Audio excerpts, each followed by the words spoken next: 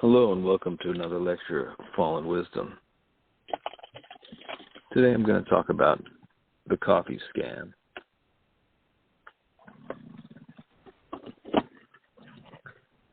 Now, people have been using coffee for thousands of years to speed themselves up, to speed up their heartbeat.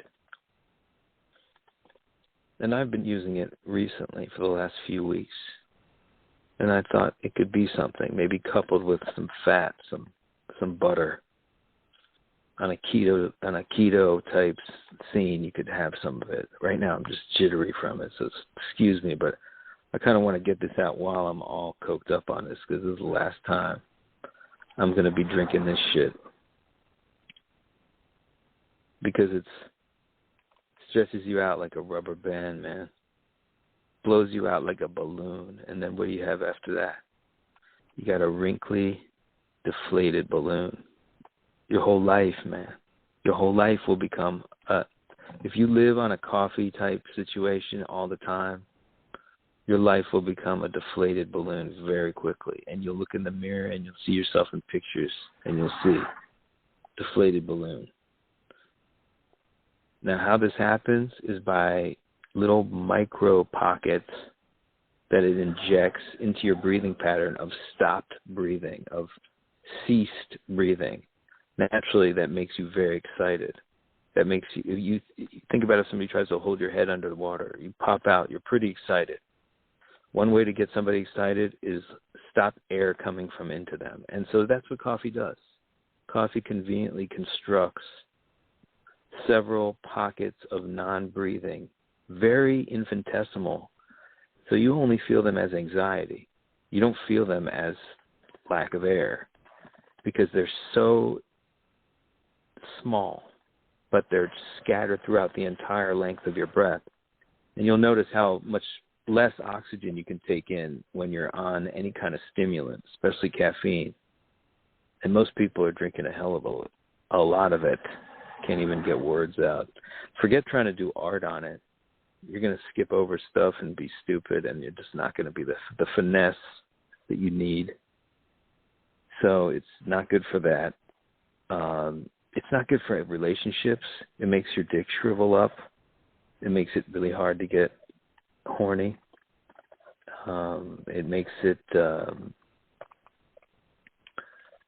your dick legitimately smaller, less hard. Sorry, but it's true. Anything that like constricts your veins is a vasoconstrictor, which nicotine is and coffee is, and any stimulant would be. It limits the flow of blood in your body. Now, blood carries oxygen throughout your body. So you can see, well, you're just making yourself into a less efficient machine by constricting the pathways, the messenger relays. There's no reason to do it. And it shortens your life. Now, why would plants come up with something like that to shorten the lives of us humans? Well, perhaps because we're getting a little out of control. What a perfect way to shorten the lives of humans is to give them this, so their heart beats faster than it needs to. Even in moments where there's no danger, the heart can beat up to a point where it would be like as if there were a lion coming. Now, also, what does that do to your metabolism? Your metabolism is completely dictated by the fight or flight response. If you're in a constant state of fight or flight, you're going to store food and you're going to keep fat on. So the worst thing to do if you're trying to like burn fat is to take stimulants. They are going to signal to your brain to keep the fat. You might need the fat. You could be in a prison for 6 months with no food, so we need the fat. That's the kind of preparedness that occurs. Now, sometimes it's easy to just totally reject a substance just because you've had a bad experience on it. And I could possibly be going too far with the coffee, but the idea that you would do it every day and not as a ritual, as a sacred ritual to get some kind of vision. Now, if it agrees with you and you can do it in moderation and you don't completely stretch yourself out, maybe some of that friction, when properly applied, can create some kind of magic. I'm sure it has. I mean, it's created the modern world. The modern world kind of, the Industrial Revolution was fueled by people on caffeine. So there's like there's something there. It can be harnessed, I'm sure. But just the way we're casually doing it, we're skipping over life. We're skipping over our relationship. We're not looking people in the eye because we're going too fast and we're not seeing them. And we're seeing moments that should be going much slower, going very fast, missing things. Missing life, missing the richness of it, just kind of skipping over it, and everything is to the next thing. It's very dissatisfied way of treating people, and you give no love, none. You just give this neutral kind of like whatever to everyone. No one wants to feel that. Nobody. People want to feel that you like them. So you have to like be likable, you know. You can't just be this neutral person who's kind of like annoyed all the time. But that's what coffee will do to you. It's a life. It speeds up life to a point where you skip over it too much and you don't notice how beautiful it is. And naturally that's going to bring down your bliss state and going to make you feel this is not enough. And then you start to get into that mindset. Now this can happen with coffee or without, but that you don't have enough. There's something you want that you just can't, that you're not getting, and you don't see how you can get it. That's like, I think, one of the craziest way people like are just can drive themselves insane. But you have to understand that like the world is not what you believe it to be right now. The world can be anything you kind of want it to be. This doesn't have to be the world that you're seeing. You can envision any world. You understand? This is your world. So what are you going to envision for this world? Forget what you expect and all the negative bullshit that people try to be like, well, it's going downhill. You know, everyone's just talking down the whole thing like, we're just going to shit, man. It's going to shit. No. Think about how it's not going to shit. Think about how things are going to go in the right way. And that's how it'll be.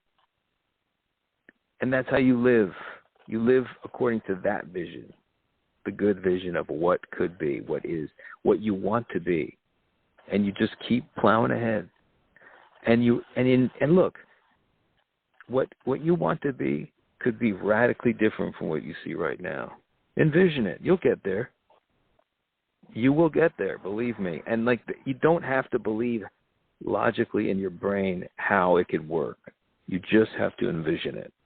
And people are like, oh yeah, man, this is like The Secret. Well, they don't call it The Secret for nothing. I never understood the book The Secret because I was always just like, well, if you know, the picture thing, you know, like I scoffed at it. I did. But the more I look at it, the more I understand is that, yes, you picture something, it becomes your reality, and you don't even remember anymore that that's what you did. You just, when you really picture something, it can happen. I'm not saying it's going to happen, but there's a possibility somewhere that this thing is happening, and you can get there. It's a parallel universe. It doesn't take any effort. That's the thing. It's like, it takes hard work to get there. It's like, no, you'll be there. Like, all the hard work was done by the guy before you in the other parallel universe. Yeah, like that. I've had guys breathe themselves into, like, royalty. Now, these are people, there's a very few subset of people that can breathe themselves into some higher plane and remember the lower plane. Most people just plain forget it. You know why?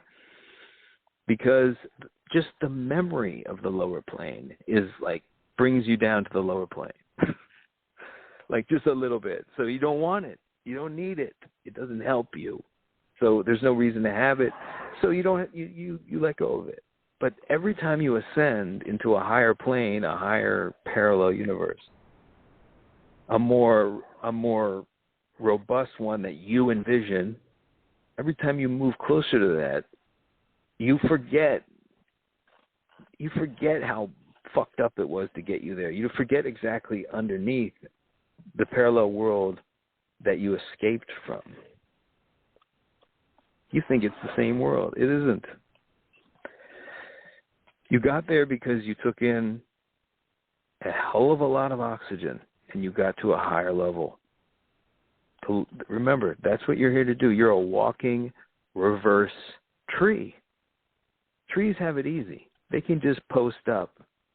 But we have to move around, and we still have to do the same duty as the tree. As the tree emits carbon dioxide, as we emit carbon dioxide, the tree emits oxygen. And we trade each other. And we're in this together. We made a deal back in the day that we would get this planet going like this. So here we are. And we got to keep up our end of the bargain. Okay, you get paid by you pretty soon in the future. Yes, they pay you per breath. They do, because they found that it actually was cheaper to pay people by the breath than it was to pay them to do any other job. It was cheaper in the whole scheme of things to do that, and they did it. And it was smart.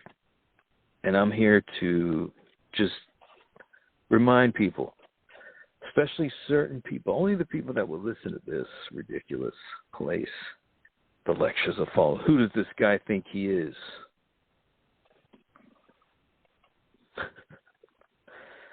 Sorry, it's the coffee. It's making me like rant. But just understand that. Let's get back to just eating. We want food that has a lot of vitamins, has a certain amount of fat in it, so that like you don't need to eat a million of examples of it over and over again to get full. You need something that has like a pretty good protein in it. Now, apparently, like if you're fasting, the first thing you got to do is eat some lean meat or something that's lean protein, like a protein shake if you're a vegan, or fish, piece of fish. But it's that kind of nutrition. So you take that in, it's like pure protein. Your body just like takes that stuff, applies it to where it needs to go very quickly. Then you can eat kind of whatever it is, but like if you eat too much carbohydrate, you'll become semi-dependent on a whole like cycle of bad humor, bad feelings, and bad flabbiness. You'll just kind of be not in good shape, not happy, not very satisfied, not breathing well, sleeping poorly. So need to go on. So you really need to just say, hey, these fucking carbs, is it happiness or is it bread? Is it happiness or is it fruit?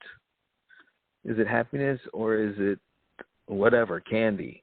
Because you can't have one without the other. Now, you could for a little while when you were a kid because you had such an abundance of happiness and joy, and you were very much immersed, and you didn't have all these what Scientologists call engrams floating around in your brain, knocking into your conscious thought all the time, hurting you, re-injuring you. Because children have very little of that, they can tolerate. They can do it. They're very resilient with that. But we, after a while, we cannot. So our brains start to become very useless to us if we're constantly trying to scare the shit out of it with coffee, and also depress the shit out of it with carbohydrates. Our brain needs to feel a pretty, steady injection of joy. And you can't get that if you're just going up and down on coffee or if you're going up and down on carbohydrates. You need to have an even keel. And then you'll start to see things. You'll start to see powers unlock because the time will be slowed down. Understand what caffeine does, what all speed does. It doesn't, people think it speeds them up. No. It slows you down so you see the world as sped up. And that makes you excited and kind of have some anxiety. It wakes you up because the world is coming at you too fast. Why? Because you're slowed down. It actually slows you down. That's what's crazy about fucking speed. It slows you the fuck down. Really, really hard. But you think everything's just whizzing by you, and you think everything's much more exciting. And you think you're moving quicker. You might be moving quicker, but your mind is not. Your mind is moving actually much slower, and your mind isn't thinking as clearly as it could. So there's not enough blood going to your brain. All the substances that your brain needs to think good thoughts, constricted.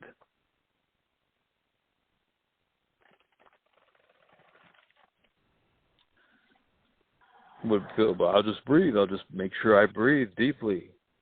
Okay. I invite people to do experiments. I'm not going to close it off, but as of now, man, I don't see the point. I don't see the point of it. Get your naps in. If you can't, if you really have to do something like some driving, and you don't want to go off a cliff, I understand. But you might go off a cliff because of the coffee, because you're not going to be as smart when it comes to something coming at you as you would be if you were just even keel. But then, what do people do for energy, man? It's tough. Sometimes you need a little pick-me-up, and the coffee's perfect. I mean, the coffee also gives you a kick in the ass now and then to do something that you wouldn't do. And look, it spawned industry. There's something there, but I think it's not worth it. I really don't think it's worth it. I think it's something that you're better off, and it's not something you can just do.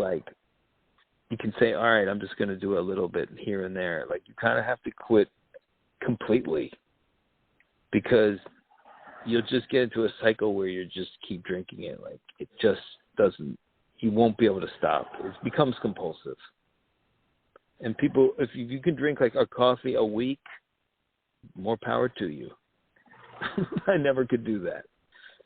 And I'm better as what I do is kind of my deal is I never will touch coffee again.